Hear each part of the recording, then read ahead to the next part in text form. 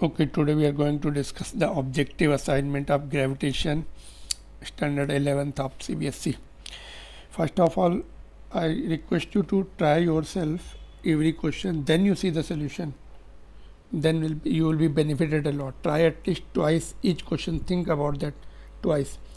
Okay, before we start, then let us revise the formulas of gravitation. Some formulas, not all.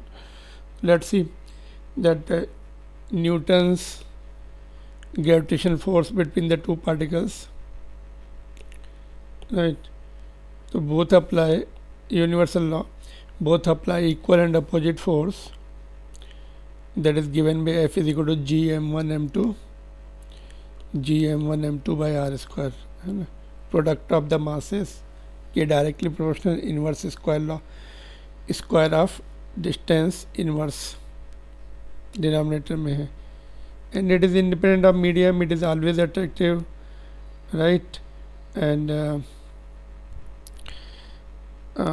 centripetal force on the circulating body, this one, for circular motion we need the centripetal force, which is equal to m omega square by r, m omega square r, which is equal to mv square by r. v क्या है? v is the linear speed, like this, tangential speed, ठीक है? And for uniform circular motion we have this relation also, angular speed is equal to 2 pi by t, and net force on the, if one particle is under the application up to two forces F1 F2, net force is given by vectors law of addition, F net is equal to Fn square plus F2 square plus 2 F1 F2 cos theta under root, ठीक है? तो vectors law of addition, because it is a vector quantity and it is also conservative force. Orbital speed on the satellite, orbital speed of satellite is given by VO is equal to root gm by r, m with the mass of the planet, इसका mass है, r is the orbital radius, and satellite के mass पे depend नहीं करता, which is small है. r जो है center से लेनी है, r will always be equal to, in this chapter, radius of the planet plus altitude, height above the earth's surface. Escape velocity is from the earth's surface is root gm by r. If we put the value of g, m and r, it comes to be 11.2 kilometer per second, right? And law of conservation of mechanical energy, because gravitational force is conservative force, therefore total mechanical energy initial is equal to total mechanical energy final. It is very useful, and let's see now.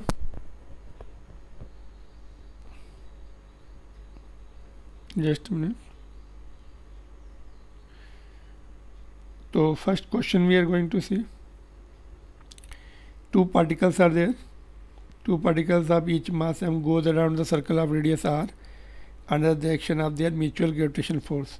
The speed of each particle. So gravitational force will provide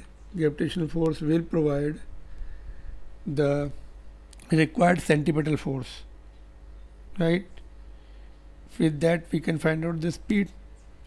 So gravitational force on one particle is equal to its centripetal force. With that we can find out, see here,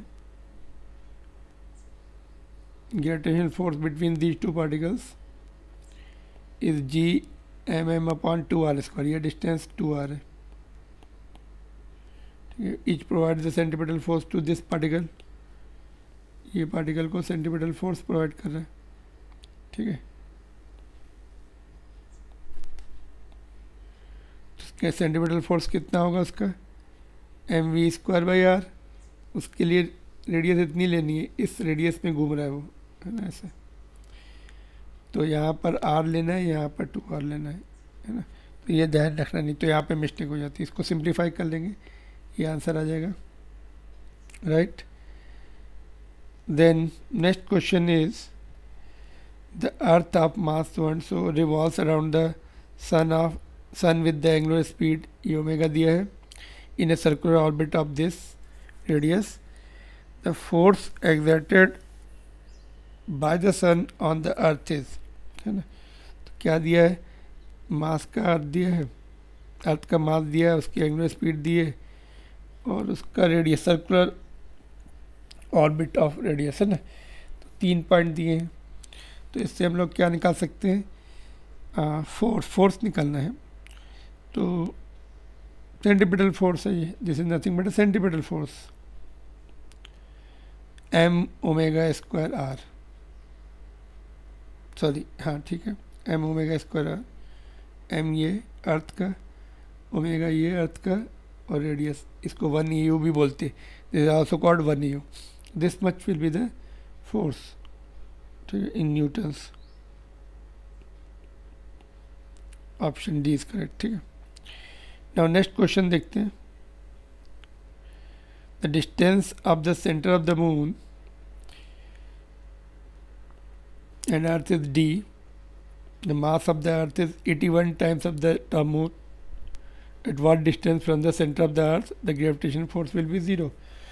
तो let at distance x force is 0, वहाँ पे एक test मास m0 रख देंगे, earth and moon दोनों अपनी तरफ पुल करेंगे तो फोर्स 0 होने के लिए इक्वल एंड अपोजिट होना चाहिए, इक्वेट कर देंगे उनको, ठीक है। सी है, यहाँ पे टेस्ट मास रख दिए तो अर्थ उसको इधर खींच रही है अपनी तरफ, मून इधर खींच रहा है।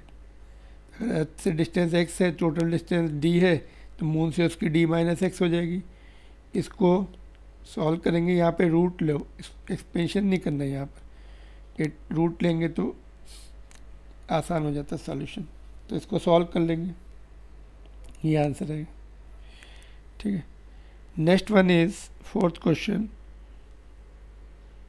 Two spheres of mass m and m are situated in air.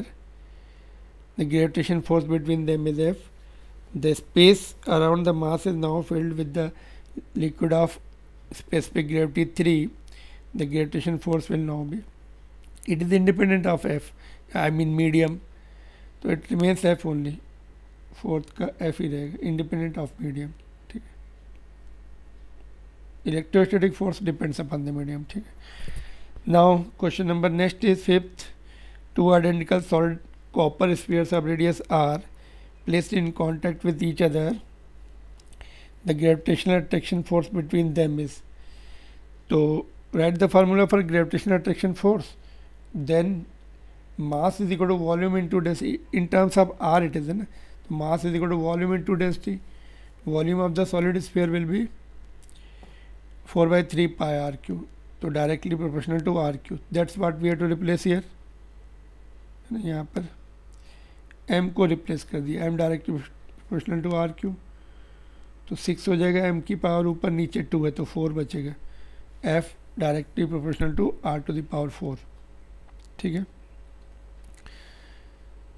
Which is the radius of the solid sphere, है ना।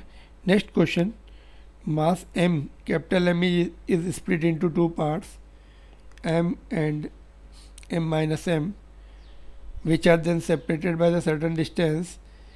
What are the ratio small m by capital M to maximize the gravitational force? Force should be maximum, that is how much mass we should remove in fact from the big mass. So let us remove small m and keep it near to big mass. Then what will happen, it will we'll write the equation of force between them, and then equation of force लिखने के बाद then we will differentiate, इसको हम differentiate कर देंगे, equation of force को differentiate करेंगे with respect to small m, and for maxima and minima that df by dm should be 0. we will solve that equation.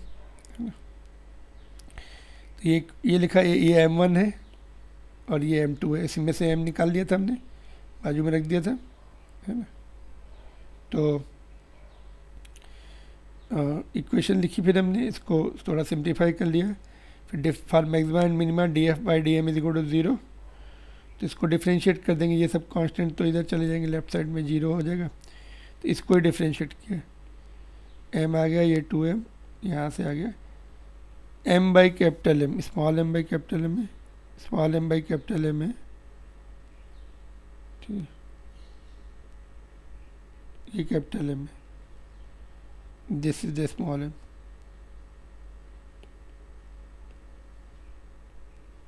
ठीक है। तो 1/2 आएगा यहाँ से, देखो m/m, इसको इधर भेज दो, 2 को नीचे, स्मॉल m को इधर, कैपिटल M को नीचे भेज दिया, ठीक है। तो next one is this question, okay let me see, two bodies of masses m1 m2 are initially at rest at infinitely distance apart. They are then allowed to move towards each other under the mutual gravitational attraction. Their relative velocity of approach at septation r becomes when the septation, their relative velocity of approach at the septation r between them is, relative velocity of approach निकलना है। Suppose एक की v1 है, दूसरे की v2 है, तो v1 minus v2 निकलना है। तो यहाँ पर दोनों अपोजिट चलेंगे, है ना। सपोज ये इधर है, ये इधर, v1 अगर इधर है और v2 इधर है, तो v1 minus v2, v1 minus v2 opposite direction में, उसको माइनस लेना पड़ेगा। तो ये v1 प्लस v2, अल्टीमेटली हमें जो v2 आएगा उसको माइनस करके लिखना है, तो रिलेटिव वेलोसिटी हो जाएगी। तो आएंगे कैसे v1 v2, एक तो तुम्हारा लॉ ऑफ कंजर्वेशन ऑफ ये जो है mechanical energy, initial mechanical energy is equal to final mechanical energy, because mutual gravitational force, no external force, internal forces है। Second equation will be second equation जो है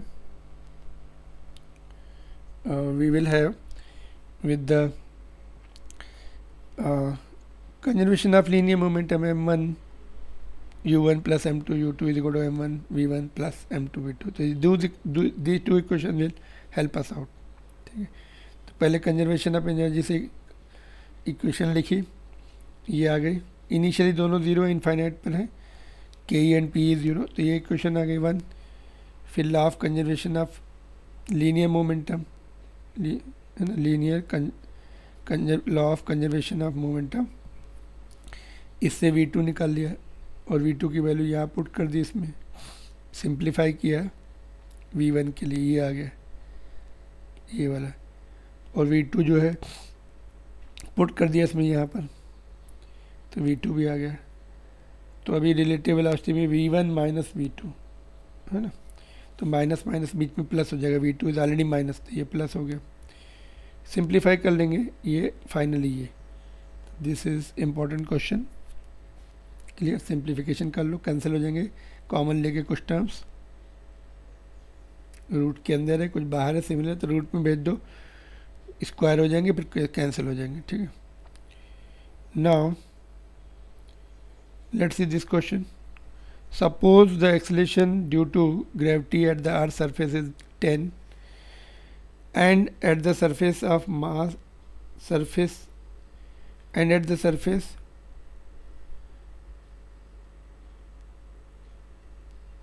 of the Mars है ये, at the surface of the Mars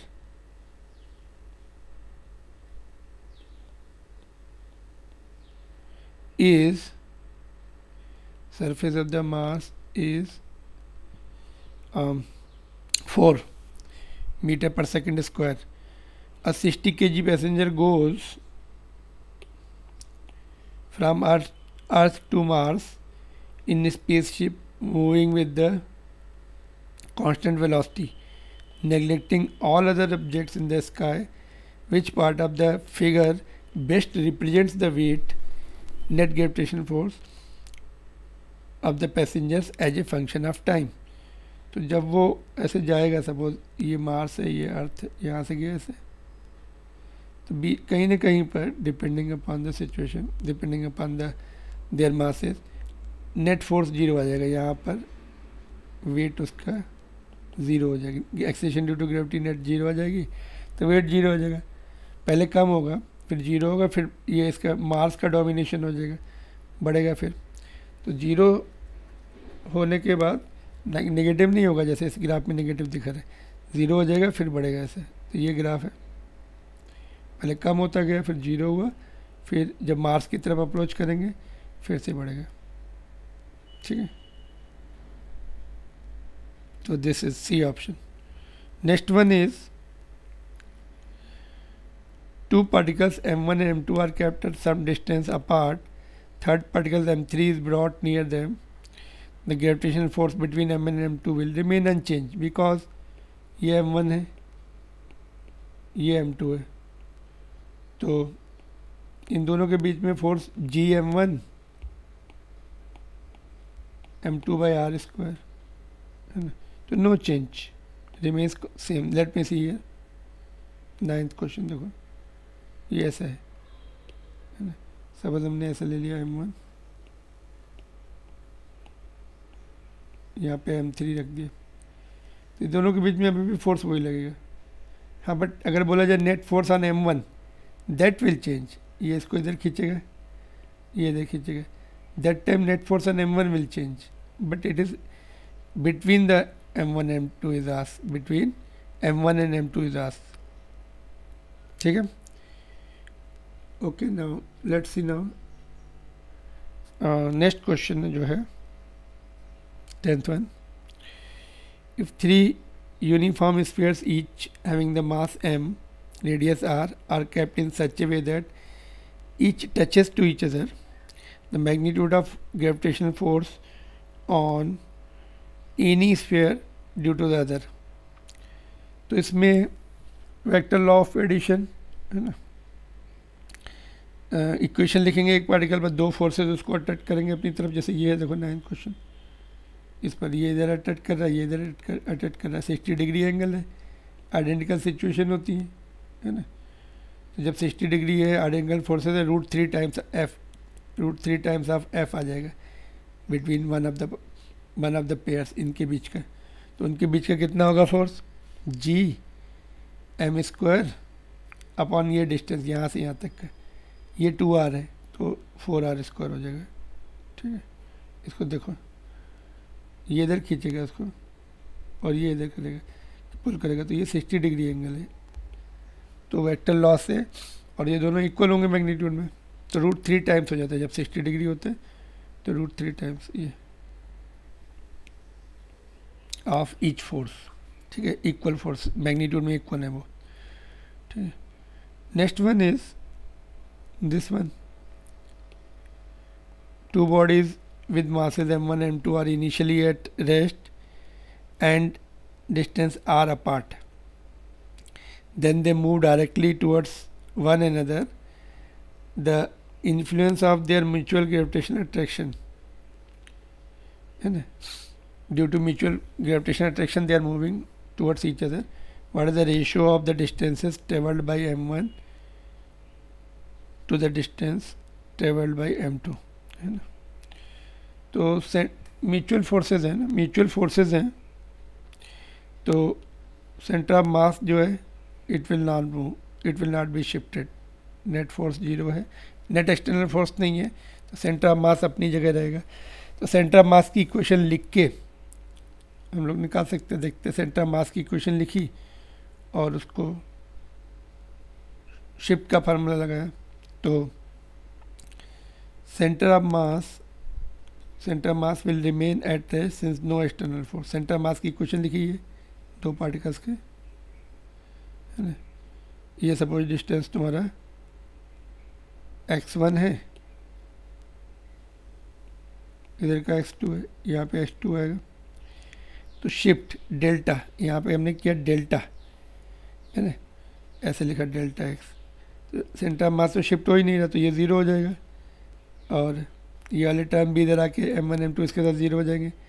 ये तुम्हारा delta x1, ये delta x2, ऐसे लिख दिया, है ना, बस। तो delta x1 by delta x2 चाहिए था, गॉट इट। तो इसको इधर ले, डेल्टा x2 को नीचे, पहले इनको साइड शिफ्ट की तो माइनस हो जाएगा, फिर डिनोमिनेटर में भेज देंगे। ठीक है, तो this is the question 11th। ये सेंटर ऑफ मास का फार्मूला होता है और शिफ्ट में सब डेल्टा आ जाते हैं, यहाँ भी डेल्टा आ जाएगा। ठीक है, इसको मैं फिर से लिख देता हूँ, सेंटर मास के फार्मूले को अगेन लिखता हूँ। शिफ्ट जब लगाएंगे, शिफ्ट का फार्मूला लिखेंगे यहाँ पर ऐसे, delta X of centre mass m1 delta x1 plus m2 delta x2 upon m1 plus m2। ठीक है, और delta X is zero, since no shift centre mass doesn't थे, delta X will be zero, तो यहाँ से ये लिखा। ठीक है, अभी सिंप्लीफाई कर लेंगे 11। आगे क्वेश्चन नंबर 12 देखते हैं, इंपॉर्टेंट है। तो imagine light planet revolving around the very massive star in circular orbit of radius r with period t. If gravitational force of the attraction between the planet and the star is proportional to r to the power minus 5/2, make it minus,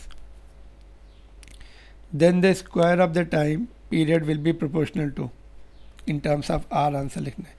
तो यहाँ पर concept क्या है, gravitational force provide the required centripetal force m omega square r। तो omega को 2π/t लिख दिया और r वाले टर्म्स को t के साथ रिलेट कर लिया, बाकी कांस्टेंट छोड़ दिए। तो let's see, this is the centripetal force which is provided by gravitational force which is r to the power, denominator में है r टू द पावर, है ना, उधर न्यूमरेटर में लिखा था, इसलिए ऊपर जाके ये माइनस हो जाएगा, नीचे है तो प्लस रहेगा। ठीक है, इन प्रोपोर्शनल टू लिखा था ना, यहाँ पे अगर हम लोग इन्वर्सली प्रोपोर्शनल लिखते तब प्लस ही रहता है ना, प्रोपोर्शनल लिखा है इसलिए चेंज किया मैंने। तो डिनोमिनेटर में ये r टू द पावर 5/2 है। ठीक है, तो बस r वाले टर्म्स कलेक्ट कर लेंगे, ओमेगा को क्या लिखेंगे हम 2π/t लिख देंगे।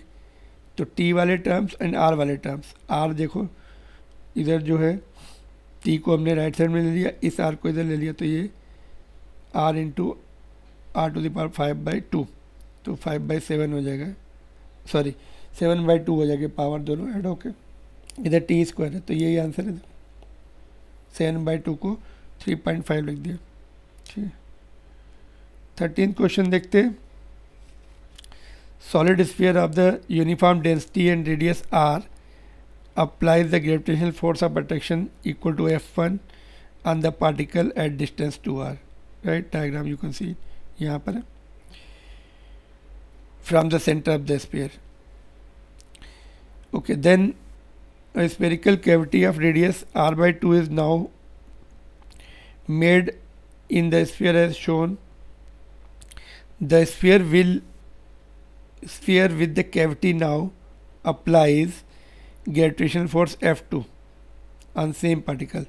अभी फोर्स F2 हो गया क्योंकि मास इसका कम होगा, स्फीयर का कुछ रिमूव कर दिया। The force F1 divide by F2, जब फुल था तब F1 था, कैविटी के साथ F2 लगा रहा है, तो F2 जो हम निकालेंगे फुल में से कैविटी का फोर्स माइनस कर देंगे, दैट विल बी F2। तो कैविटी का मास कितना होगा, पहले मास निकालना पड़ेगा, फिर डिस्टेंस ऑफ कोर्स कैविटी के सेंटर से ये तुम्हारी r/2 माइनस कर देंगे, दैट विल बी 3r/2। तो इसका मास कितना होगा, देखो mass directly proportional to volume which is directly proportional to r³। तो मास रेडियस का क्यूब के डायरेक्टली प्रोपोर्शनल होता है, तो रेडियस इसकी r/2 है, उसका क्यूब किया तो r/8, तो 1/8 हो जाएगा कैविटी का mass. That's what directly you can find out. Let's see, F1 पहले निकाल लिया फुल स्फीयर का, ये आ गया। ठीक, उसके बाद मास डायरेक्टली प्रोपोर्शनल टू r³, तो therefore mass of the cavity m/8 हो जाएगा। r 1/2 है तो उसका क्यूब किया तो 1/8, इतना आ गया। तो अभी इसका जो है कैविटी का फोर्स निकाल लिया, इतना आ गया। तो रिमेनिंग स्फीयर का F2 will be F1 minus cavity, तो ये लिख दिया। इसको सिंप्लीफाई किया तो इतना आ रहा है ना, कितना आ रहा है ये एलसीएम लिया हमने तो ये 7/36 आ रहा है ना, 7/36, बाहर 2 भी था, ठीक है। तो इसको सिंप्लीफाई करके देख सकते हो तुम, राइट। तो इसके बाद इसको just let me remove extra point if you solve it. 7/36 तो डिवाइड कर दिया, F1 है F1/F2, F1 is this here, F2 हमने ये कैलकुलेट किया तो ये आ गया 9/7, ठीक है। नेक्स्ट क्वेश्चन देखते हैं, let me read. Two satellites A and B of the same mass same है, are revolving around the earth in the concentric circular orbit such that distance of satellite B from the center of the earth is thrice as compared to the distance of satellite A from the center of the earth. The ratio of centripetal force acting on B as compare to that of A, मतलब दोनों का निकालो और divide कर दो। Orbital radius दी हुई है, ठीक है, बी का थ्राइस है, तो सेंटीपिटल फोर्स का फार्मूला लिखेंगे, है ना, उसमें एम ओमेगा स्क्वायर, है ना, ओमेगा भी आएगा, omega is equal to 2π/t, तो टाइम पीरियड में भी रेडियस आता है तो दोनों का यूज़ होगा एक्चुअली, है ना। पहले ये लिखा फार्मूला, ठीक है, और ओमेगा में 2π/t1 लिखा है, तो रेडियस का रेशो दिया था वो लिख दिया यहाँ पर, तो T2/T1 का square into 1/3, but T square is directly proportional to R cube, orbital radius का क्यूब है, तो फिर से यहाँ पे पुट कर दिया हमने, फिर से R2 की वैल्यू थ्राइस पुट की, तो यहाँ पे 27 आ जाएगा, और नीचे 3 भी है तो 9:1। तो good question, this is important question, not easy. Two concepts are used. Now next one is, what is the mass of 15th is, what is the mass of the planet that has a satellite whose time period is t and orbital radius is r. जैसे for example अर्थ का मास चाहिए अपना, और moon is the satellite जिसका time period T है, radius are है, तो T is also known, moon कितना टाइम पीरियड लेता है, रेडियस इज आल्सो 3,84,000 के आसपास है, तो अर्थ का मास निकाल सकते हैं उससे। तो लेट्स सी कौन सा फार्मूला, सेंटीपिटल फोर्स के फार्मूले से अर्थ का मास आ जाएगा, ठीक है। तो let's see how it is. तो centripetal force is provided by gravitational force, है ना।